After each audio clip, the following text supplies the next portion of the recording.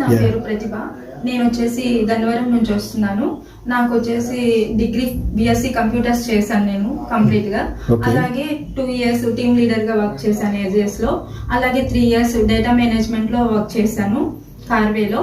అలాగే నేను 104 లో వచ్చేసి 2 years చేశాను.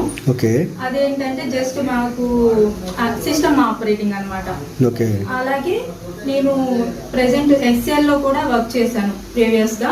అది కూడా ఎంప్లాయీస్ కి వచ్చేసి యాక్సెస్ కంట్రోల్ స్పెషలిస్ట్ గా చేశాను అనమాట. అలాగే ఇప్పుడు ప్రెసెంట్ ఏంటంటే ఈ బిజినెస్ లోకి రావాలి అనుకుంటున్నాను.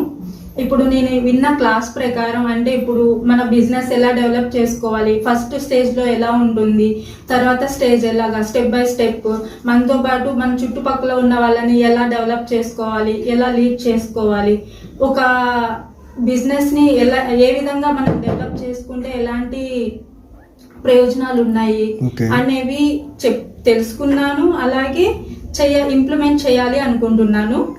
అలాగే నాతో పాటు ఒక టీమ్ ని కోఆర్డినేషన్ చేసుకుంటూ దాన్ని రన్ చేసుకుంటూ దానికి సంబంధించి ఎటువంటి స్టెప్స్ తీసుకోవాలి, వాళ్ళకి ఎలాంటి బెనిఫిట్స్ ఇవ్వాలి, దానివల్ల మనం సొసైటీలో ఎలాంటి ప్రోడక్ట్ అందిస్తున్నాము, దానివల్ల ఎంత యూజ్ ఉంది, అలాగే మనం దానివల్ల జరిగే ప్రతిదీ కూడా స్టెప్ బై అంటే 1 by 1 ప్రతి ఒక్కరికి ఎక్స్ప్లెయిన్ చేయాలి. అలాగే మోటివేట్ చేస్తూ టీంని బిల్డ్ చేసుకుంటూ రావాలి అని చెప్పేసి నా ఒక ఒపీనియన్. సూపర్ అమ్మా. కాస్మో లైఫ్ లో మీరు ప్లాన్ మొత్తం విన్నారు కదమ్మా. ఓకే, యూనివర్సల్ క్రౌన్ అంబాసిడర్ అనేది ఎన్ని ఇయర్స్ లో మీరు సక్సెస్ చేయొచ్చు అని ఎలా రీచ్ అవుతారు?